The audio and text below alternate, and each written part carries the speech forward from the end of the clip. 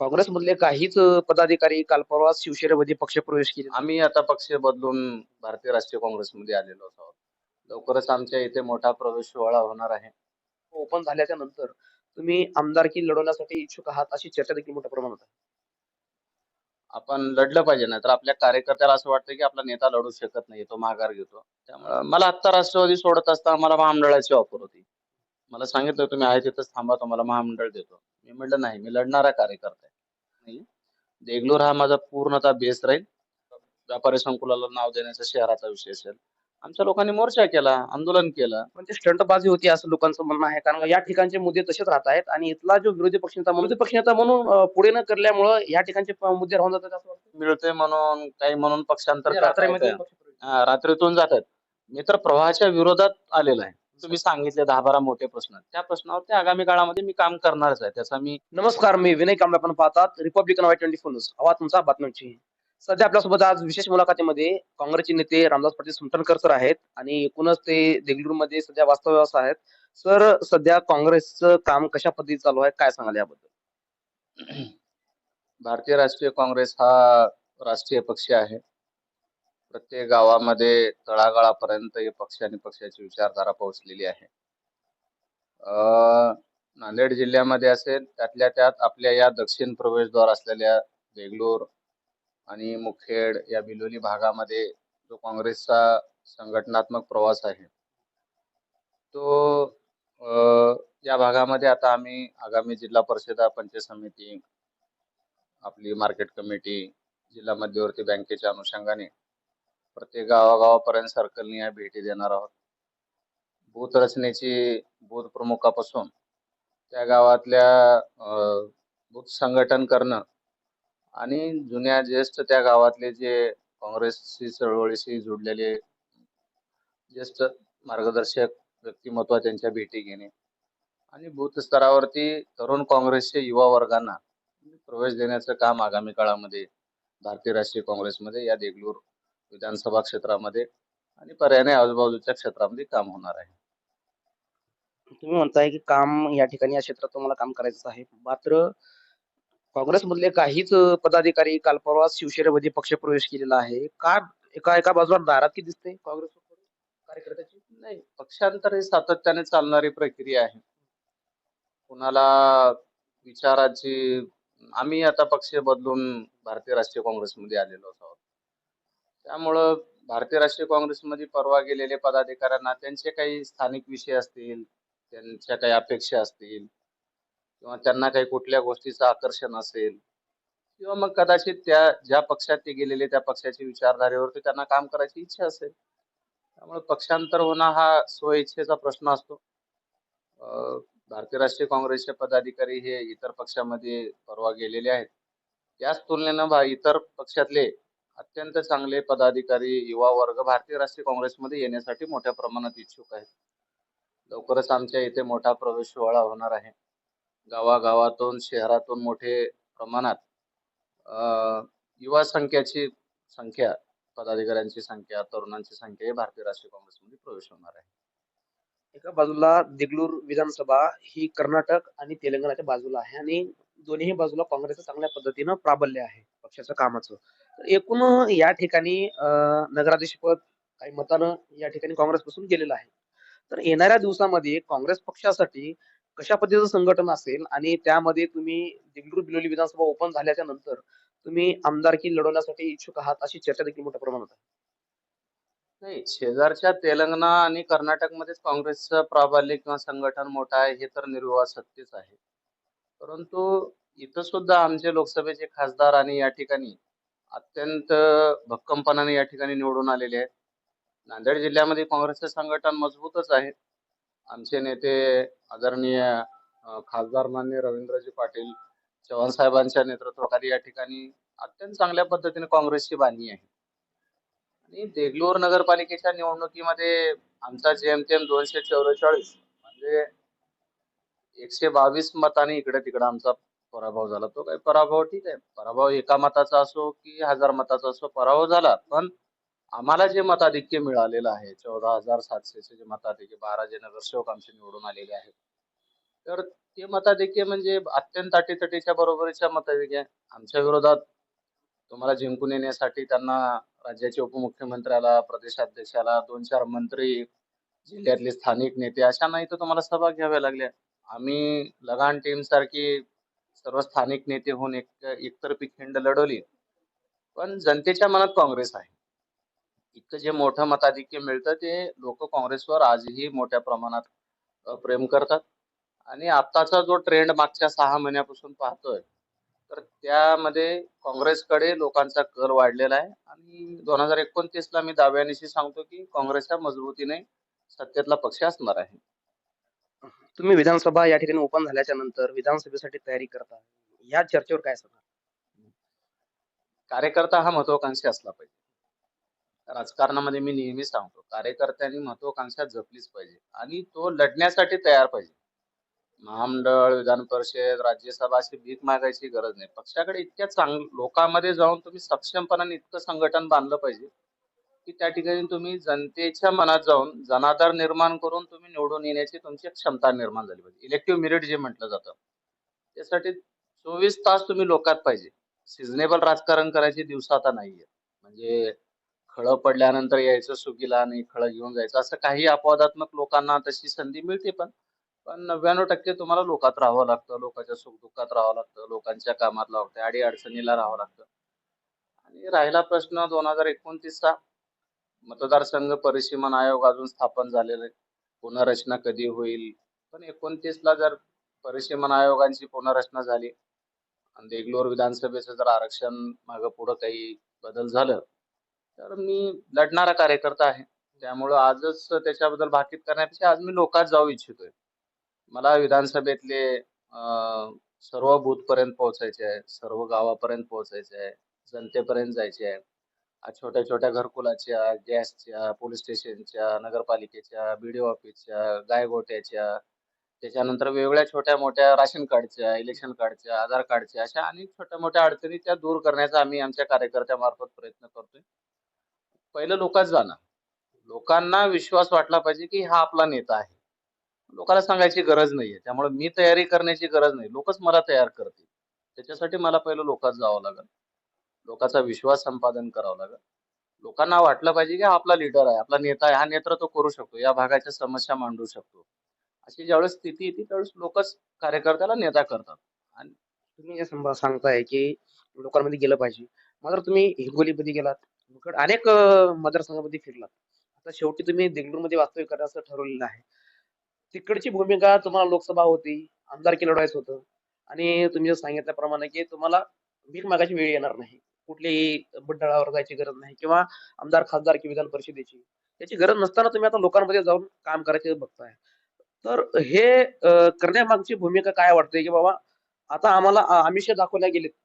राजकारणामध्ये अनेक जण बोलवतात, की तुम्ही जाऊ नका, पक्षप्रवेश करू नका. मात्र तुम्ही भारतीय जनता पार्टीमध्ये असेल किंवा राष्ट्रवादीमध्ये असेल, त्या ठिकाणी काम करून इकडे काँग्रेसमध्ये आलात. यावर तुम्ही काय सांगाल? मुळात बघा मी 2019ला मुखेड विधानसभेची तयारी केली होती. त्यावेळेस मी सेवेत होतो आणि प्रयत्न थोडासा केला होता. मी 2021ला मूळतः मी मुखेड विधानसभेसाठी राजीनामा दिला होता. परंतु मी भारतीय जनता पार्टीमध्ये प्रवेश त्यावेळेस माझा 1 महिना माझा प्रवेश थांबवला गेला. माझ्या प्रवेशाला विरोध झाला नांदेड जिल्ह्यातून. आणि मुखेडला रनिंग आमदार असल्यामुळं मला पक्षश्रेष्ठी असतील चंद्रकांतदादा पाटील त्यावेळेस प्रदेशाध्यक्ष होते, माननीय देवेंद्रजी फडणवीस साहेब असतील. तर त्यांनी मला हिंगोलीलाच जायला सांगितलं त्यांनी. म्हणजे पक्षाचा आदेश होता, की तुम्ही हिंगोलीला शिफ्ट व्हा आणि माझा प्रवेश हिंगोलीवरून झाला, नांदेडवरून नाही झाला. आणि मी पक्ष आदेश म्हणून हिंगोलीला गेलो. ज्या ठिकाणी माझं गाव, घर किंवा मी लहान काही मोठं नाही झालं किंवा मला काही पार्श्वभूमी नाही. आता जाती-जातीच्या राजकारणावर जे चाललं तसं कुठं आपली तिथं म्हणजे जातीचा बेस पण नाहीये. मी एक कार्यकर्ता म्हणून पक्षाचा आदेश म्हणून हिंगोलीला गेलो. माझा प्रवेश हिंगोलीहून झाला. तिथं लोकसभेचा प्रभारी म्हणून मी 1485 गावं पालथे घातली. जवळपास 200 गावात मी मुक्कामी प्रवास केला. मुक्काम त्या गावात जायचं, बूथ प्रमुखाच्या घरी मुक्काम करायचा आणि संघटन बांधायचं. असं 6 विधानसभा एका लोकसभेत असतात. 2000 बूथ पर्यंत मी संघटन केलं आणि स्वतःच्या क्षमतेवरती पक्षाचा आदेश होता. त्या भागात आपण गावागावात फिरून आपण संघटन उभारलं, पक्ष वाढवला योगायोगाने ती जागा युतीमध्ये गेली. त्यावेळी माझ्याकडे गिरीश महाजन साहेब, श्रीकांतजी भारतीय, भागवतजी कराडे दोन्ही मंत्री केंद्राचे आणि राज्याचे माझ्याकडे आले होते. त्यावेळेस मला परत विधानसभा लढवण्याची संधी देऊ सांगितले होते. पण विधानसभेच्या वेळी थोडं जातीय कॅल्क्युलेशन हे झाले. त्यावेळेस नुकताच जरांगे पाटील साहेबांचा लढा चालू होता. त्यामुळं मला त्या ठिकाणी थांबावं लागलं. पण लढणारा कार्यकर्ता दरवेळी माघार घेणं हे लोकात मेसेज चुकीचा जातो. आपण लढलं पाहिजे, नाहीतर आपल्या कार्यकर्त्याला असं वाटतं की आपला नेता लढू शकत नाही, तो माघार घेतो. त्यामुळे मी पक्षश्रेष्ठीला मुंबईला जाऊन त्यांना सांगून मला लढावं लागेल असं सांगून पक्षाचा रीतसर सांगून राजीनामा देऊन मी विधानसभा लढली. पण तिथली मी एकटा स्वतःच्या बळावरती काही कार्यकर्ते घेऊन त्या परदेशामध्ये, थोडक्यात आपल्याला आता तो बाहेरचा क्षेत्र झालं ते. त्या ठिकाणी मी लढले, तिथं माझा पराभव झाला. पण मला शिकायला मिळालं. एखाद्या पराभवातून जिंकण्यातून काय शिकतो त्यापेक्षा पराभवातून खूप शिकायला मिळतं. यंत्रणा कशी लागली पाहिजे, निवडणूक कशी लढली पाहिजे. कालांतरानं मी 2 महिन्यानंतर तिथं राजू नवघरे साहेब आमदार माझे मित्र होते. राष्ट्रवादी त्या भागात थोडंसं काम पक्षाचं होतं म्हणून मी त्या पक्षातही काम केलं. पण 2-4 महिन्यांना असं वाटलं की आपण आता त्या भागात थांबण्यापेक्षा आपण आपल्या कर्मभूमीमध्ये देगलूर साईडला आपण जाऊ. आणि देगलूरमध्ये माझं लहानाचं बचपन गेलं, मोठं झालो. या ठिकाणी शिकलो मी. या ठिकाणी माझं लहानपण गेलं पूर्ण. इथे नोकरी पण झाली माझी. म्हणून मग इथले जे राजकीय कॅल्क्युलेशन होते ते थोडेसे भिन्न होते. काही गोष्टी भिन्नता होतीच त्याच्यामध्ये. इथले माझे सर्व मित्र, आम्ही सर्वजण मिळून मोठी टीम म्हणून मग इथले आमचे नेते माननीय मोगलाजी अण्णा शिरसाटवार यांच्यासोबत आम्ही भारतीय राष्ट्रीय काँग्रेसमध्ये आम्ही प्रवेश केला आणि सर्वांना एक दिल्यानं आम्ही सर्व टीम मिळून नगरपालिका आम्ही लढवली आणि अत्यंत सर्व गोष्टी आम्ही भक्कमपणाने नगरपालिका लढवली. अल्पशा काठावरती आमचा पराभव जरी झालेला असला तरी लोकांनी मोठं मताधिक्य दिले. पण आपणाला तुम्ही जे सांगताय त्याच्यामध्ये समजा या ठिकाणचे आरक्षण जर उठलं नसेल, एसीलाच राहिलं 29ला, मात्र तुम्हाला पुन्हा जर तिकडे काँग्रेस सांगितले की पुन्हा एकदा तुम्ही हिंगोली कव्हर करा, तर त्यासाठी तुम्ही तिकडे जाणार का? समजा इथलं आरक्षण जसं तसं असेल. नाही आता कारण त्या तिकडे भागात सातव यांनी आता पक्ष प्रवेश केला त्यांच्या पत्नीने. नाही, त्या भागात जाण्याचा आता प्रश्न उरत नाहीये. त्याचं कारण असं आहे की त्या भागात पक्ष आदेशामुळे आपण त्या ठिकाणी काम केलं. आपण संघट आजही त्या भागामध्ये प्रत्येक बूथवर, प्रत्येक गावामध्ये रामदास पाटलाला ओळखणारा कार्यकर्ता आहे, व्यक्ती आहे. मी असं एकही गाव तुम्ही लोकसभेतले मला 5 गावं सांगा, त्या गावातले मी तुम्हाला कार्यकर्ते सांगतो. आता त्या भागात जायचं नाही. माझं जे काही उर्वरित आयुष्य आहे, मी माझ्याकडे पक्षानं जर संधी दिली, काँग्रेसने सांगितलं. सांगतो ना, म्हणजे माझ्याकडे सर्व होतं. मी राजा होतो. मी क्लास 1 अधिकारी होतो. पण एक व्यापक स्वरूपात काम करण्यासाठी मला आत्ता राष्ट्रवादी सोडत असताना मला महामंडळाची ऑफर होती. मला सांगितलं तुम्ही आहे तिथंच थांबा, तुम्हाला महामंडळ देतो. मी म्हटलं नाही, मी लढणारा कार्यकर्ता आहे. म्हणजे पक्षानं परत तिथं जायचं जर सांगितलं तर मी पक्षाला स्पष्टपणाने विनंती करेन की माझं उर्वरित जे आयुष्य आहे ते याच भागासाठी, या भागात कायमचं स्थायिक होऊन या भागात आपलं पूर्ण उर्वरित जे काही आपल्याला आयुष्य मिळतं ते आयुष्य, विधानसभा रिझर्व्ह झाली किंवा विधानसभा रिझर्व्ह नाही उठली म्हणून आपण परत बाहेर जाणं किंवा हे करणं हा भाग नाहीये.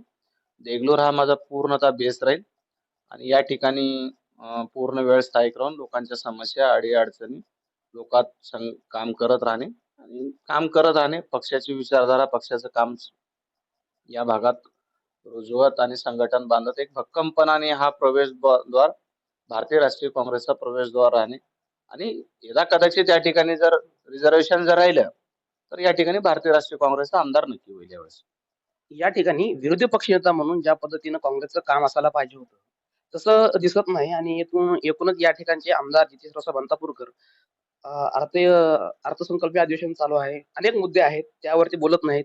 मात्र विरोधी पक्षनेता म्हणून या ठिकाणी जी भूमिका निभावला पाहिजे काँग्रेस किंवा इतर पक्ष आहेत, ते कोणीही भूमिका मांडताना दिसत नाहीत. कोणत्या पद्धतीचे या ठिकाणचे विकास कामं झाले पाहिजेत, याबद्दल काँग्रेस पक्ष काय बघतो, कशा पद्धतीने बघतो?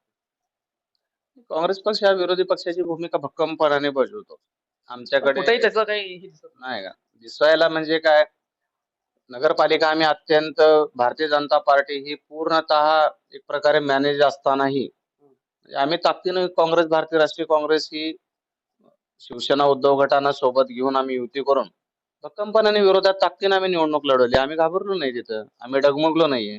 अजून काय विरोध करायचा राहतो तिथं. राहिल्या विकासाच्या बाबतीत विकासाच्या बाबतीत ज्या ज्या प्रश्न आहेत, समस्या आहेत, आम्ही वर्तपत्राला सांगतो, आंदोलन करतो. गॅसबद्दल आमचं नुकतंच आंदोलन झालं. रस्त्याच्या बद्दल आम्ही स्टेटमेंट देतो. त्याच्याबद्दल निवेदन देतो आम्ही. घरकुलांबद्दल निवेदन देतो. एस-आय-आर प्रक्रियेबद्दल आमचे सर्व पदाधिकारी काँग्रेसचे वेगवेगळ्या भागामध्ये कॅम्प टाकून लोकांना मदत करत आहेत. आधार कार्डच्या ज्या समस्या, छोट्या छोट्या समस्या आहेत, त्याच्याबद्दल आमचे लोक प्रयत्न करत आहेत. इकडे लेंडी भागामध्ये आमचे लोक वेगवेगळ्या मार्गाने आमचे लोक आंदोलन करत आहेत, निवेदन देत आहेत. त्यामुळं एखादा उद्रेक करणं म्हणजेच आंदोलन नाहीये. विरोध करणं, विरोधासाठी विरोध नाहीये. ज्या जेन्युइन समस्या आहेत, ज्या खरोखर समस्या येतात, त्याच्यावरती भारतीय राष्ट्रीय काँग्रेस आपापल्या पद्धतीनं विरोध दर्शवतं, विरोध करतं आणि लोकांच्या न्याय हक्कासाठी, हा काय पक्षीय आमच्यासाठी विरोध नाहीये. लोकांच्या हक्कासाठी विरोध आहे. परवा आम्ही डॉक्टर बाबासाहेब आंबेडकरांचं व्यापारी संकुलाला नाव देण्याचा शहराचा विषय असेल, आमच्या लोकांनी मोर्चा केला, आंदोलन केलं. पण ते स्टंटबाजी होती असं लोकांचं म्हणणं आहे. कारण का त्यांच्याच काळामध्ये त्या ठिकाणी ते संकुल उभारलं. मग आता हे लोक काय करतायत, मग त्यांच्या काळात उभारलं समजा, बरोबर आहे. पण त्यांनी जाहीर माफी मागितली त्यासाठी. नाही. जेव्हा मी नाही. मुलाखत घेतली. मुद्दा काय आहे की नगरपालिकेच्या अधिनियमामध्ये, नगरपालिकेच्या कार्यामध्ये डीपी रिझर्वेशन झाल्यानंतर त्याच्यावरती शासनाकडून त्याचा निधी प्राप्त झाला, शासनाचं संकुल झालं.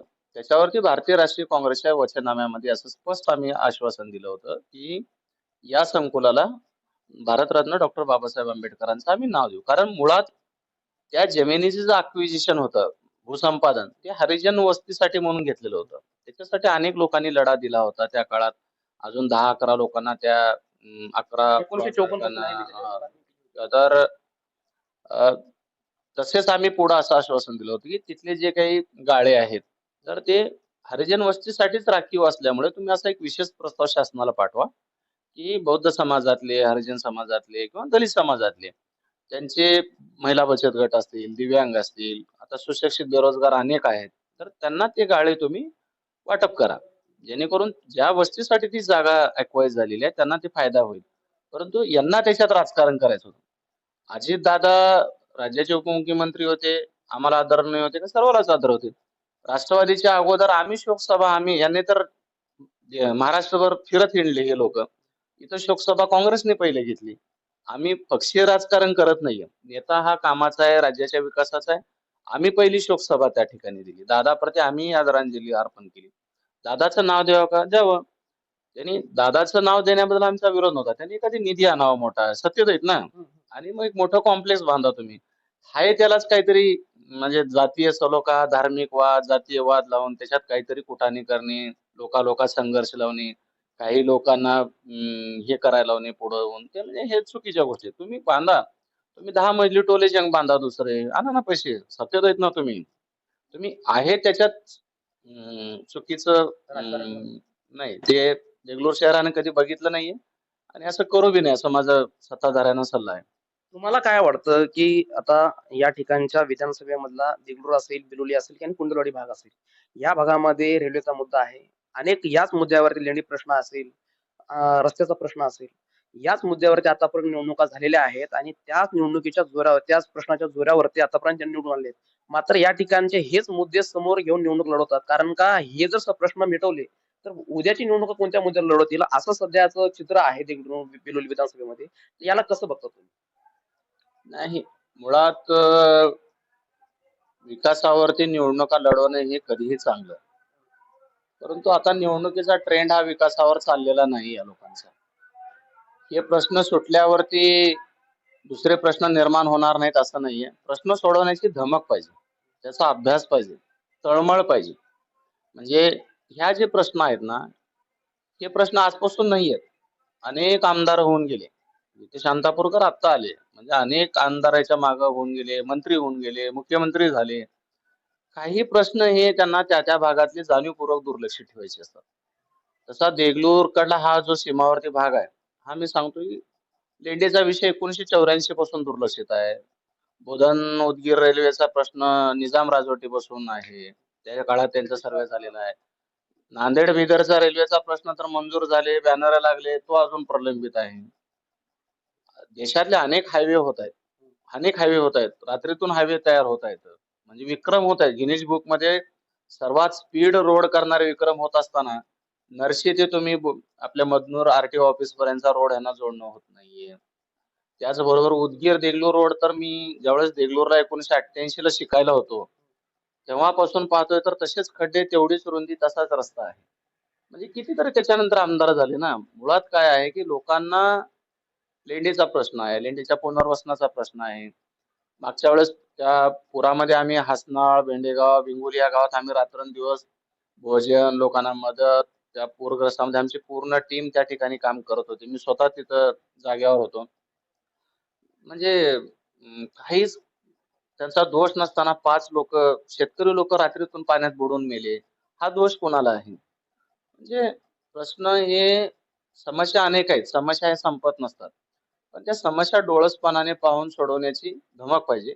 त्याचा अभ्यास हो, पाहिजे आणि एवढ्या मांडले पाहिजे. वर्षामध्ये हे माझा हाच मुद्दा आहे, की एवढ्या वर्षामध्ये हे जे प्रश्न निकाली लागायला पाहिजे होते, ते लागलं नाही आणि दुसऱ्या ज्या काही बेरोजगार आहे या ठिकाणी, कोणता एखादा उद्योग कसा आणता येईल किंवा एखादा प्रोजेक्ट आणता येईल, या संदर्भामध्ये आता तुम्ही तर या ठिकाणी या पहिल्यांदाच तुम्ही आता वास्तवात इकडे आलात.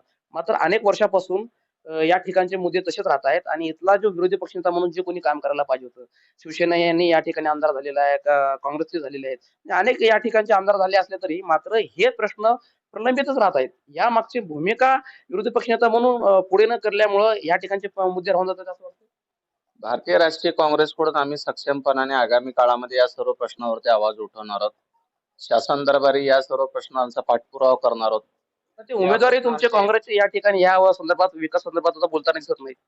कोणते उमेदवार जे विधानसभेसाठी निवडणुकी कांबळे आहेत देखील. ना, निवर्ती दादा सदैव आमच्या सोबत असतात, आंदोलनात असतात, कामात असतात. बऱ्याचशा मीटिंग मध्ये कामाला असतात, मांडतात भूमिका ते त्यांच्या नाही, पद्धतीने लोकांची भूमिका चर्चा आहे मांडतात. त्या ठिकाणी, की बाबा जे उमेदवार होतात ते देखील उमेदवार आता या ठिकाणी कुठे दिसत नाही. नाही नाही, असतात. दिसत नाही असं नाहीये. निवर्ती दादा पक्षातले आमचे ज्येष्ठ नेते आहेत. ते चळवळीत अनेक उपक्रमात, कार्यक्रमात हे आवर्जून ते आमच्या सोबत सर्वांसोबत असतात ते. त्यांना अनुभव आहे. मी तेच सांगतो ना परत, की एखादा प्रश्न मांडत असताना तो संयमाने मांडणे, अभ्यासाने मांडणे का उद्रेकाने मांडणे याच्यात फरक आहे.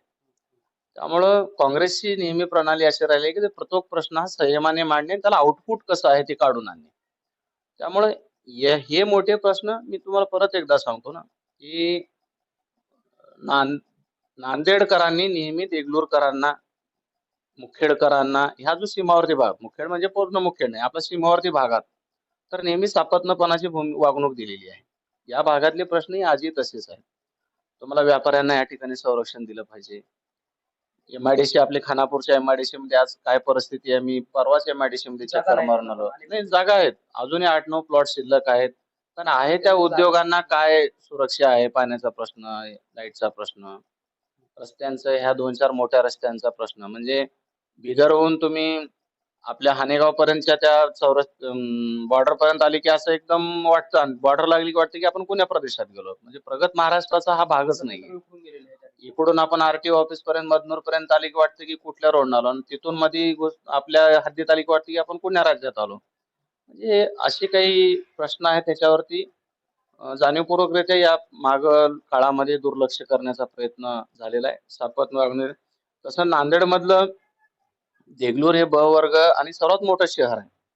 ग्रामीण तालुकाही सर्वात मोठा तालुका आपला आहे. या ठिकाणी प्रशासकीय व्यवस्था असतील, म्हणजे आपलं कोर्ट सुद्धा या ठिकाणचं पळवून बिलोलीला घेऊन गेलेलं आहे.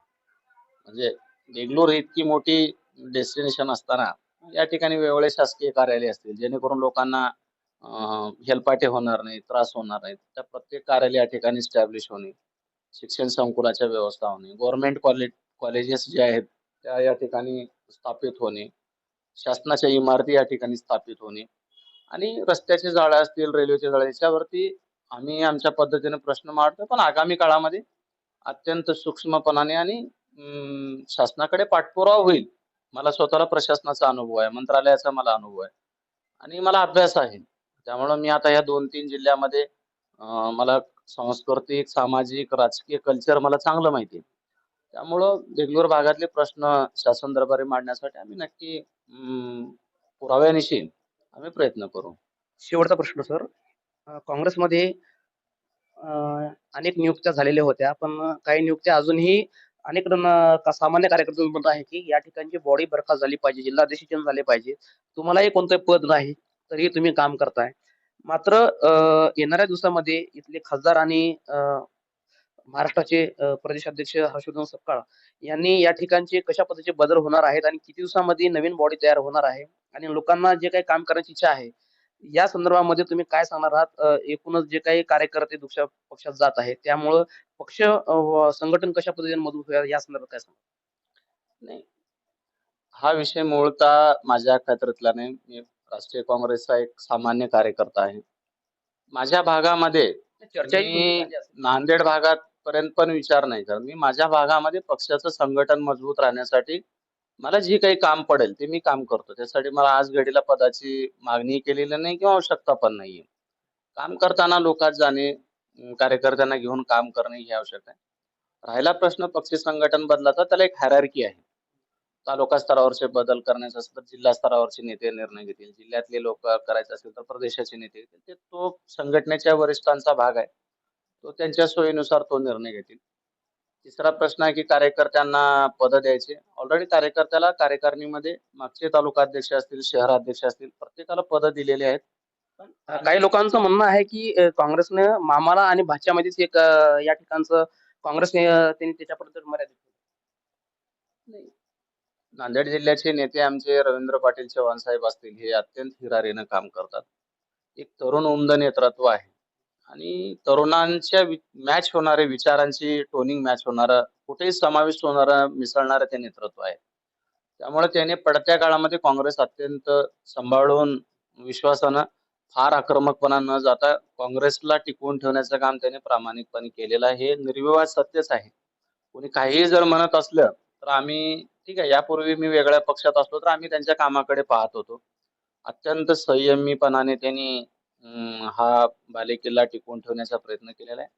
चळवळीतले नेते बाकी आहेत आमच्याकडे, प्राध्यापक भिंगे सर असतील, यशपाल भिंगे सर असतील, ओबीसीचे प्रदेशाध्यक्ष नांदेडलाच आहेत. वडसकर साहेब असतील, आमचे रेखाताई चव्हाण असतील, हनुमंत पाटील बेटमोगरेकर साहेब जिल्हाध्यक्ष असतील, माजी आमदार असलेले.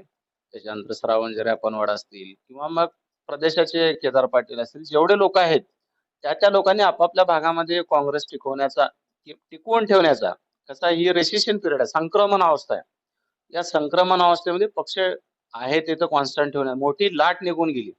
माननीय माजी मुख्यमंत्री अशोकराव चव्हाण साहेबांसोबत पूर्ण म्हणजे लोक निघून प्रवेश झाल्यानंतरही पक्ष आज भक्कमपणाने जिल्ह्यामध्ये थोडाफार खालीवरी होतं इतक्या मोठे पक्षांतर झाल्यानंतर. पण आता तुम्ही पहा, मागच्या 2-3 महिन्यामध्ये भारतीय राष्ट्रीय काँग्रेस हे भक्कमपणाने देशामध्ये, राज्यामध्ये, जिल्ह्यामध्ये उभारताना दिसून येत आहे. आणि तुम्हाला जर या ठिकाणी राज्यावर जर तुम्हाला पद दिले किंवा जिल्ह्यावर पद दिलं, तुम्हाला कुठं काम करायची इच्छा आहे? मला माझ्या मतदारसंघातल्या लोकांवर काम करायची इच्छा आहे. समजा पक्षाने जर तुम्हाला जिल्हाधीश पदाची ऑफर दिली तर मी माझ्या मतदारसंघातल्या लोकांना काम करण्यासाठीच मी आयुष्य लावलंय. मी नोकरीच मुळात या भागातल्या लोकांसाठी काम करण्यासाठी सोडली होती. मध्यंतराच्या काळामध्ये मी भाजपाने मला हिंगोलीला जाण्यासाठी सूचना केल्यामुळे मी मी तर खुलं सांगतोय. आणि मी पक्ष सोडताना त्यांना सांगून सोडलेलं आहे. असं नाहीये मी. आणि आता तर हे लोक लालसेपोटी काही मिळतंय म्हणून, काही म्हणून पक्षांतर म्हणजे रात्रीमध्ये करतायत. रात्रीतून जातात. मी तर प्रवाहाच्या विरोधात आलेला आहे. सत्तेच्या विरोधात मी येतोय. म्हणजे मला जर काही कमवायचं असतं, मला काही विषय असता तर मी सत्तेच्या पक्षात होतो ना. बरोबर आहे. माझी पोच तिथपर्यंत होती. परंतु मी सत्तेच्या बाहेरच्या पक्षात येऊन संघर्ष करतोय. याचं कारण हे आहे की ती जिगर मी बाळगून आहे. संघटनेवर मला विश्वास आहे, ताकदीवर मला विश्वास आहे, नेतृत्वावर मला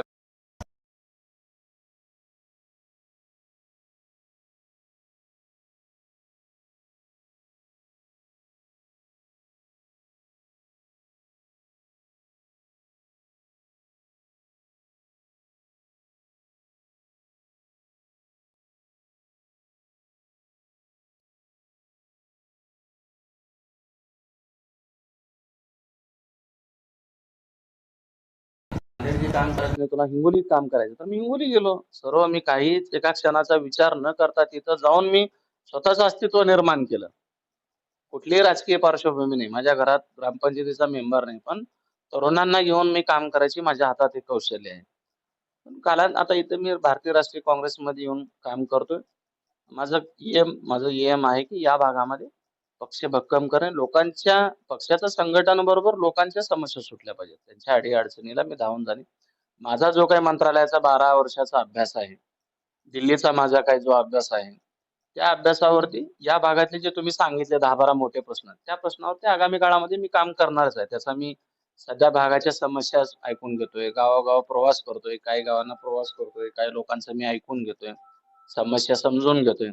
एकदा मला थोडंसं लक्षात आला पूर्ण प्रभाग, की मग मी कंटिन्यू त्याच्यामध्ये सातत्याने लोकांच्या सेवेत प्रवास करून समस्या सोडवण्याचा मोठ्या प्रमाणात प्रयत्न करणार आहे. आपल्यासोबत रामदास पाटील सुलतानकर सर होते, काँग्रेसचे नेते आणि येणाऱ्या काळामध्ये या ठिकाणचं पक्ष संघटन कशा पद्धतीने मजबूत होईल आणि या ठिकाणी देगलूर विधानसभेमध्ये जे काही महत्त्वाचे मुद्दे राहणार आहेत, एक विरोधी पक्षनेता म्हणून ठाम पद्धतीने आम्ही ती भूमिका मांडणार आहोत त्या संदर्भात आणि येणाऱ्या काळामध्ये ते जिल्हा परिषद असलेल्या ज्या काही निवडणुका आहेत, त्या ताकदीनिशी लढणार आहे असं सांगितलं आहे. आता येणाऱ्या काळात बघणार नाही काँग्रेस पक्षाला कशा पद्धतीचं बळ या ठिकाणी मिळणार आहे. देगलूर.